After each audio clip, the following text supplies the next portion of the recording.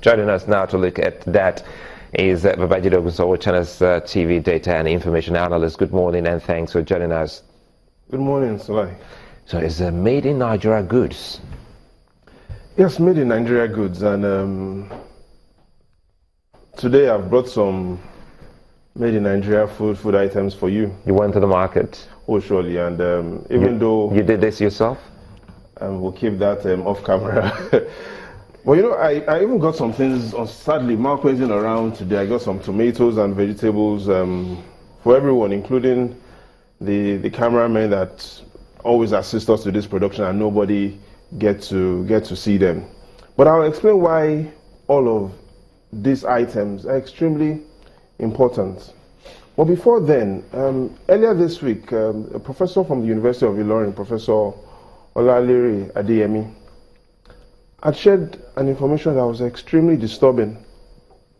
He said there were 5,000 African languages that were gradually going into extinction, and the Yoruba language was one of them.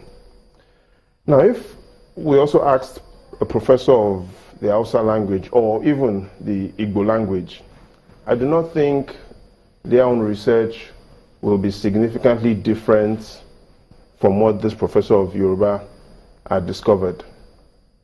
So this week we've had a Made in Nigeria conference where, like an unfit football player, the Made in Nigeria languages sat on the bench. But despite all of this, was the NESG Made in Nigeria conference still successful? Perhaps yes. But before we even talk about the NESG or Made in Nigeria, there are three questions of cosmic significance that we need to look about. Now, what are these three questions? The first is there a viable market for Made in Nigeria goods? And the reason why that first question is important is that it talks about the capacity and the willingness of Nigerians to buy Made in Nigeria. So, in simple terms, that first question talks about the demand side of Made in Nigeria. The second question talks about the supply side, and that is the environment viable for the production of Made in Nigeria goods?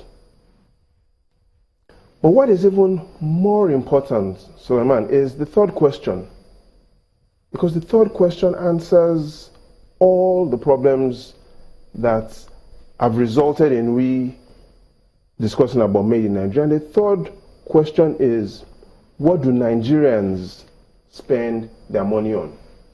And the evidence from the Bureau of Statistics shows clearly what Nigerians spend their money on.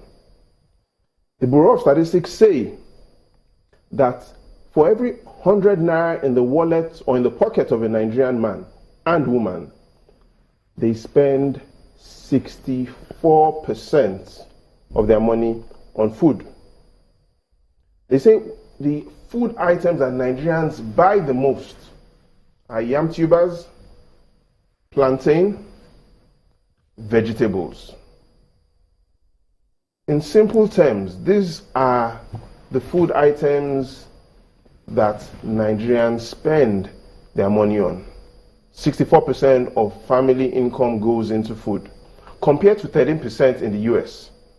The Bureau of Statistics say that 12% of people's income goes into paying rent. In the US, that's only 7%. So food and rent in Nigeria consumes 76% of people's income. The Bureau of Statistics say 5% of people's income goes into buying clothes and shoes. They also say that 4% goes into buying fuel, yes, for generators and indeed for vehicles. That's about the same rate in the United States.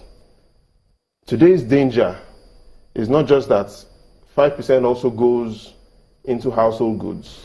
The challenge is less than 1% goes into education. In the United States, families spend 4 times that amount. And I'll explain why education is important to the discussion of made in Nigeria. Less than 1% is spent on education. It makes us summarize all of these statistics from the Bureau of Statistics, which are all facts, into three things. The first is food and rent takes majority of people's income in Nigeria, 76%. The second narrative is that families spend more money on alcohol and entertainment than they do spend on education. Those are the facts that we have today. The third narrative is that because we've spent very little on education, our ability to produce high quality made in Nigeria goods is low. And so it boils down to education. It does not boil down to education. I'll explain why. Some months ago, we saw the results from the Bureau of Statistics that looked at our unemployment rate, 32.6%, but that wasn't the challenge. The main challenge are two things that came out. The first is the report showed there were 79.8 million Nigerians in the labor force, out of which 53.6 million are employed full-time. Now that's good news. To understand that there are 53.6 million Nigerians who have full-time jobs. That's good news. But the bad news is the evidence also showed that more than half of the people that have full-time jobs have at best a primary school leaving certificate. So we have a lot of people that are fully employed but have low quality education, and that significantly impacts on the quality of made in Nigeria goods. Now, if you put that now, trying to look at what you highlighted before you arrived at education, one would have thought that with the spendings on food, that would have also given us the health, status, better health status to get better education. Is it the spendings of the individuals now to get an education? Because ordinarily when you see so many parents out there, what they spend to get an education for their children, it still doesn't add up to your stats that you've just pulled out. It looks like what they spend money on, if at all, isn't education or proper education at the end of the day. Exactly. So what we have is we have some families that spend a lot of money sending their children to private primary schools, and that costs a lot. But the evidence shows that they're in minority. So for instance, out of the 20 million children in primary schools, 19 million are in public primary schools. That's so you have huge. That's huge. So we have a huge majority going into public primary schools, and most of these families don't have high income. So the reason why a lot of money is going into food isn't necessarily because Nigerians love food, it's because their income is low. So we look at 64% of their income going into consuming food as compared to the United States, where only 13% of their income goes into consuming food. But even more importantly is the Bureau of Statistics also say that half of the food that is consumed in Nigeria comes from only 12 states. Only 12 states that have contributed greatly to feeding the nation. Yeah, so the evidence shows 12 states that consume half of all the food that we consume in the nation. Oh, we're talking about consuming states, not consuming states right now, not producing states, consuming states. So you got 12 states that consume half of all what Nigeria eats. Now in the southwest, there are three: Lagos, Osun, and Oyo. In the south rivers. In the southeast, Anambra and Imo.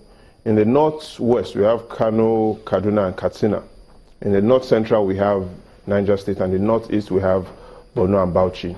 But here's more of how all of this connects with made in Nigeria. In the last, let's look at a 50-year window between 1960 and 2010. Total food import bill was 3.5 trillion naira. That's how much we've spent in 50 years importing food. It dropped to 3% of the total imports in 1991, when then there was a recession. We imported less. In 1960, it was only 11%. Today is in excess of 20%. So we clearly see there's a huge market for made in Nigeria food production. There's a huge market, Suleiman, for made in Nigeria food production because we spent a lot of money importing food. The challenge is looking at even how much we spent importing manufactured goods. 1960 to 2010, another 50-year period, we spent 11.4 trillion naira importing manufactured goods. It went as high as 49% of total imports in 2010. But what is surprising is our food import bills, yes, are high. The amount of money we spend in importing manufactured goods, yes, is high. But where most money goes into is importing vehicles and transportation equipment. What exactly is responsible for this lack? Because if we see that we have more than enough space in the market to take more of these Nigerian foods, why is it that we haven't started looking in that direction? Because a lot of these foods require processing, and we do not produce the industrial equipment required to process a lot of these foods. So what happens is, even though a lot of families are spending their money on buying food, a lot of businesses still have to import the equipment that they use to process these foods. So not only do we just have a food import problem, and we should be looking at agriculture, which the government does seem to be putting a lot of energy into, we also need to look at how we move Nigeria, not just into an agricultural state, but into an industrial economy. Because a lot of the equipment that will be used in agriculture are also imported. And the evidence does show clearly that our import bill for equipment and machinery are huge.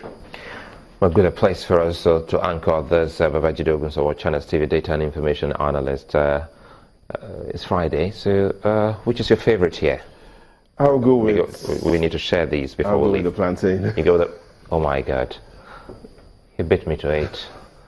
I loved plantain, especially dodo. Many thanks for watching. It's been a wrap, and we do hope that you have a splendid weekend. Don't forget that we'll be back again on Monday. I'm Sulaiman Alede.